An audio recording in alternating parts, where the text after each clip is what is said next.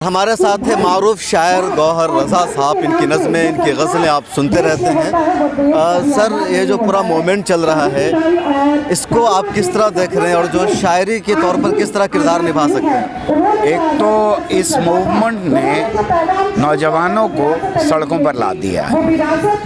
इसके लिए हमें मोदी जी का धन्यवाद करना चाहिए, अमित शाह का धन्यवाद करना चाहिए। क्रिएटिविटी ख़ास तौर से नज़मों में, नारों में, पोस्टर्स में, स्लोगन्स में उबल करके आई है। मैंने बहुत ज़माने बाद देखी है इस तरह की क्रिएटिविटी। तीसरी चीज़ ये है कि जिस नौजवान को हम लगातार ये कह रहे थे, और ख़ास तौर से लड़कियों को, कि उन्हें कोई लेना देना नहीं है इस देश से, वो सिर्फ अपने पे पैकेज के बारे में सोचते हैं, फैसिलिटीज़ के बारे में सोचते हैं, कितना ज़्यादा से ज़्यादा मिल जाए उन्हें, देने के बारे में नहीं सोचते देश को। इस बात को आज की नई नस्ल ने गलत साबित करके दिखाया है, और सिर्फ देश के अंदर गलत साबित नहीं किया है, पूरी दुनिया में गलत साबित करके दिखा दिया। आज दुनिया की बेहतरीन यूनिवर्सिटीज़ जो हैं, इन बच्चों के साथ खड़ी। अच्छा सर, फैज़ की जो नज़म है, लाजिम हम देखेंगे उस पर अब तनाज़ुर खड़ा हो गया है और कहा जा रहा है हिंदू विरोधी नज़म है वो। आप शायर हैं, आप इसको किस तरह देखते हैं? मैं चाहूँगा आप बताएं कि वो जो नज़म है वो वाकई हिंदू विरोधी है, या ये भी एक जिस तरीके से बहुत सारे मामलों को हिंदू रंग दिया जाता है, एक इल्ज़ाम लगाया जाता है, क्या है मामला?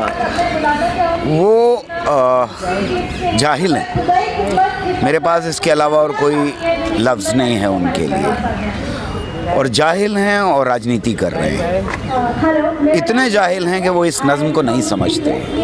ये वो नज़्म है जो जब गाई गई, फैज़ साहब पाकिस्तान में नहीं थे, ज़िया का दौर था, वो कह रहे थे कि निज़ाम मुस्तफ़ा लागू किया जाएगा, और तब इस नज़्म को सुनने वाले जो थे, उन्होंने जब ये गाई गई तो इनकलाब जिंदाबाद के नारे लगाए, और ये मौजूद है इंटरनेट के ऊपर, कोई भी सुन सकता। उस वक्त इस नज़्म को सुनने वालों में से ज़्यादातर को अगले दिन गिरफ्तार कर लिया गया। सुनने वाले को, जो वहाँ 5000 के करीब अंदर लोग मौजूद थे, उनमें मेरे एक दोस्त भी थे, उनसे भी कहा गया था कि आप रात को घर मत रुकिएगा। वो 3 दिन घर नहीं आए थे, क्योंकि ज़्यादातर लोगों को जो उस हॉल में मौजूद थे, उनको घरों से मिलिट्री ने उठा लिया। ये इतनी इनकलाबी नज़्म है, हमारे देश का नौजवान इस नज़्म को समझता है, जानता है,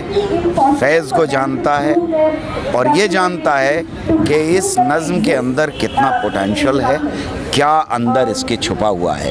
जब हिंदुस्तान में वैसी हालत पैदा हो रही है जो पाकिस्तान हमसे पहले झेल चुका है, तब ये नज़्म लोगों की, जनता की और नौजवानों की ज़बान पर है। इससे ज़्यादा फ़ख्र की बात क्या हो? मतलब सरकार इसको भी हिंदू मुस्लिम बनाना चाह रही है इस तरह, क्योंकि इस नज़्म से इनकलाब बर्पा हो रहा है, हौसला बढ़ रहा है, तो इसको भी हिंदू मुस्लिम कर दो ताकि लोग इसको भूल जाएं। आरएसएस जो है उसका एजेंडा ही हिंदू मुस्लिम रहा है। उसी तरह से जैसे जमात इस्लामी का पाकिस्तान में हिंदू मुस्लिम कादियानी वगैरह वगैरह, ये बंटवारे की राजनीति के अलावा जानते ही क्या है? मैं चाहूँगा आप अपना कोई एक शेर सुना दीजिए पूरे मोमेंट के ताल्लुक से। वो चाहते हैं रोशनी के सब चिराग गुल करें, वो चाहते हैं ज़िंदगी हो जुल्मतों की कैद में, वो चाहते हैं फ़िक्र की हर एक राह रोक दें, वो चाहते हैं सब चलें जहालतों के दौर में। और ये उसका एक उदाहरण कह लीजिए, एक मिसाल कह लीजिए कि फैज़ की इस नज़्म को वो हिंदू मुस्लिम में बांटना चाहते हैं। बहुत शुक्रिया बातचीत करने के लिए।